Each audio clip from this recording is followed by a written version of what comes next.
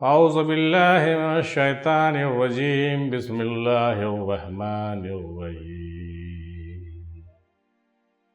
اگلا عنوان ہے سلسلہ افضلیہ کے خصوصی آداب۔ اس پر بھی ہم نے بہت پہلے بات کی تھی، بہت جرا بھی کیا تھا، گھنٹوں گفتگو اس پر ہم نے پہلے بھی بیان کیا ہے۔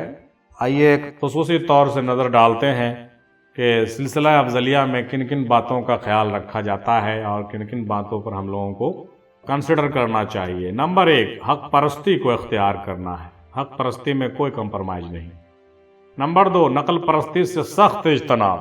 نقل پرستی اور جھوٹ اور فرض پرستی کے دادا سرکار میم ہندی رحمۃ اللہ علیہ بہت مخالف رہا کرتے تھے، یعنی حق پرستی پر قائم رہیے، حق پرستی کو اختیار کیجیے اور نقل پرستی سے بچیے، فرض پرستی سے بچیے۔ فرائض کے منکر ہم لوگ نہیں ہیں، لیکن فرض پرستی سے بچنا چاہیے، حق کو پہچاننا چاہیے اور حق پرستی کو اختیار کرنا چاہیے۔ نمبر 3، ظاہری اور دکھاوے والے عمل سے پرہیز کریں، ریاکاری سے سخت اجتناب۔ ویسا عمل نہ کریں جو صرف دکھانے کے لیے ہو، بلکہ اس کے اندر حقیقت ہونی چاہیے۔ نمبر 4، اخلاق اور محبت میں اعلیٰ معیار رکھیے۔ اخلاق محبت میں کوئی کمپرمائز نہیں، کوئی گراوٹ نہیں، اور اس کو سختی سے اپنی زندگی میں اتارنے کی ضرورت ہے۔ جہاں کمیاں ہیں اس کو دور کرنا چاہیے۔ نمبر 5، توکل اور اخلاص پر مکمل عمل ہو۔ توکل اور اخلاص پر عمل ہونا ضروری ہے۔ نمبر 6، فقر و فاقہ پر زندگی بسر کرنا، یعنی فقر اور فاقہ پر زندگی بسر کرنا یہ تعلیمات افضلیہ میں شامل ہے۔ البتہ اس پر ضرور دھیان دینا چاہیے، فقر اور فاقہ کی بڑی اہمیت آئی ہے، ہم لوگوں کو بھی اس پر قائم ہونا چاہیے، اور مال و دولت جمع کرنے پر زیادہ مضر ہونے کی ضرورت نہیں ہے، بلکہ فقر میں فخر ہے۔ 7واں، علم عرفان کو سیکھنا اور کٹر پنتھیوں سے بچنا۔ علم عرفان اور معرفت کی تعلیم کو سیکھیے اور اس کو فیض عام کیجیے، یہ ٹھیک ہے، لیکن کٹر پنتھیوں سے بچنا ہے۔ کٹر پنتھیوں سے جو بالکل لکیر کے فقیر ہوتے ہیں، دقیانوسی خیال کے مالک ہوتے ہیں، یا بالکل تنگ نظری کے شکار ہوتے ہیں، یہ بات ٹھیک نہیں ہے۔ نمبر 8، امیروں کی صحبت سے دور رہیے۔ امیروں کی صحبت سے دور رہنے کی سخت تاکید تعلیمات افضلیہ میں ہے۔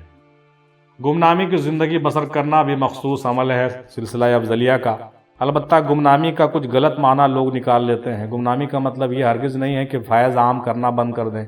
لوگ گمنامی کو غلط طریقے سے سمجھ کر کے دادا میم ہندی سرکار کے فیض کو عام کرنے سے بھی روک رہے ہیں، یہ گمنامی نہیں ہے۔ گمنامی کا مطلب یہ ہے کہ آپ چھپے رہیں، پوشیدہ رہیں، خود عمل کریں اور لوگوں کو بھی اس کا فیض دیں۔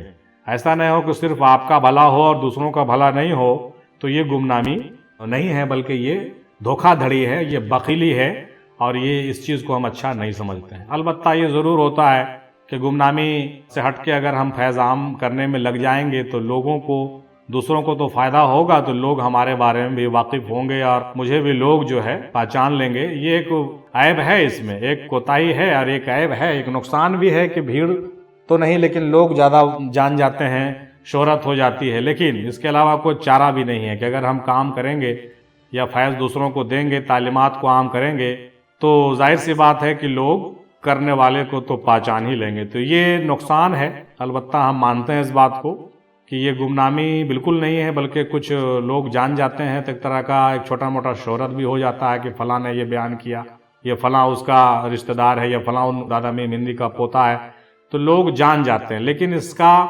سب سے اچھا پہلو یہ ہے کہ لوگ مجھے جان جائیں، مجھے گالی دیں، مجھے برا سمجھیں، یہ کوئی حرج کی بات نہیں ہے، یا اچھا سمجھیں، لیکن سب سے بڑی بات یہ ہے کہ دوسروں تک فیض پہنچ جائے، یہ کامیابی ہے اور یہ مقصد ہے۔ یہ یوٹیوب پر بیان کرنے کا مقصد یہی ہے، شہرت پانا یا شہرت حاصل کرنا مقصد بالکل نہیں ہے۔ البتہ دوسروں کو فائدہ ہونے میں اگر لوگ جان جاتے ہیں تو اس میں کوئی حرج بھی نہیں ہے۔ جہاں تک ہو بچنا چاہیے، بھیڑ بھاڑ سے بچنا چاہیے، بڑے بڑے اجلاس سے بچنا چاہیے۔ البتہ دعوت کرنا، لوگوں سے بات کرنا اخلاق میں داخل ہے، اور دوسروں کو کھانا کھلانا اور دوسروں سے جو ہے نیک سلوک سے پیش آنا اور ملنے والوں کی جو ہے خواہشات کا احترام کرنا اور ان کی رہنمائی کرنا، یہ بھی دادا میم ہندی کے طریقے میں شامل ہے۔ البتہ گمنامی کے موضوع پر ہم نے یہ بات کر دیا کیونکہ یہ کرنا ضروری تھا۔ 10واں ہے قرآن کے آیات میں غور و فکر کرنا۔ 11واں ہے جھوٹی حدیثوں سے پرہیز کیجیے. بہت سی حدیثیں جھوٹی ہوتی ہیں تو ان کو ذرا سا دیکھ لیجیے اور ایسے ہی آنکھ موند کر کے اس پر یقین مت کیجیے. 12واں ہے اہل اللہ کی صحبت رکھنا. 13واں علم معرفت میں غواصی کرنا ہے. 14واں عشق الہی میں غرق رہنا.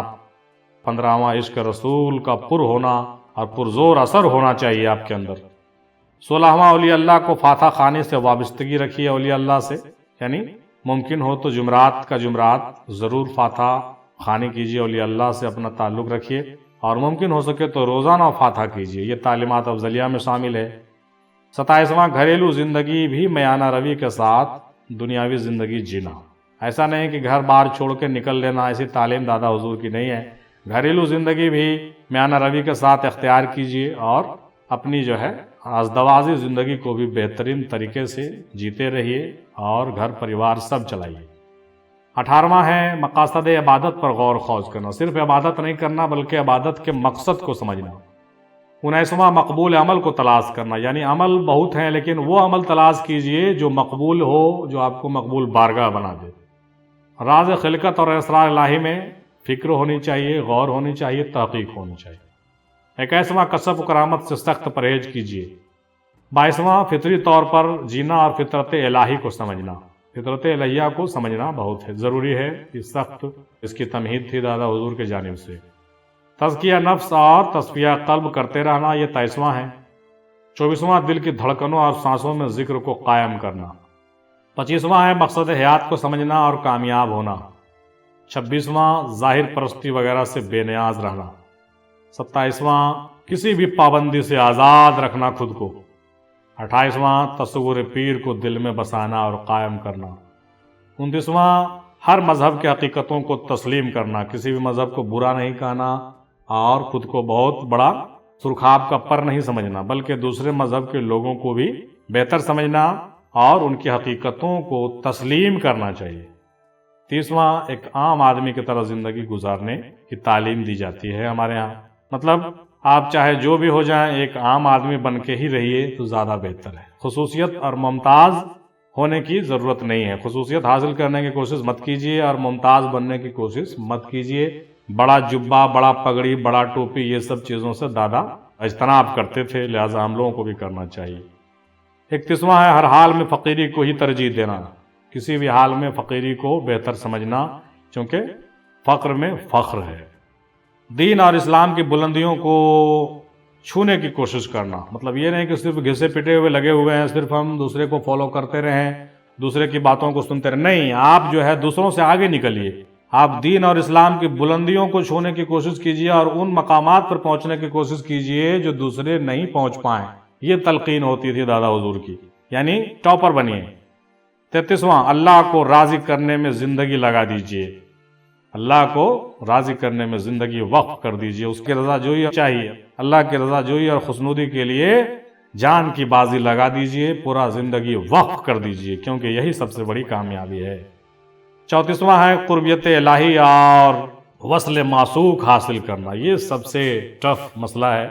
قربت الہی تو سب لوگ حاصل کرتے ہیں لیکن وصل معشوق اور وصال اللہ کی منزل سب کو حاصل نہیں ہوتی ہے. لہٰذا ہم نے کئی بار ان موضوعات میں کافی فرق کو بتایا ہے. امید ہے کہ جو عاقل حضرات ہیں، جو اہل علم حضرات ہیں، اس فرق کو سمجھیں گے کہ قربیت اور چیز ہے، وصلت اور چیز ہے. دادا حضور کی تعلیم ہوتی تھی قربیت نہیں، وصلت کو حاصل کرو. مطلب بہت زیادہ قریب ہو جاؤ اللہ کے اور اللہ کے مخصوص ترین بندوں میں شامل ہو جاؤ. اللہ تعالیٰ سے دعا ہے کہ دادا میم ہندی سرکار رحمۃ اللہ علیہ کے صدقے طفیل وسیلے میں ہمیں بھی تمام قربیت اور وصلت کی منزلیں حاصل ہو، ہم سبوں کو بھی. آمین ثم آمین. وما علینا الا البلاغ.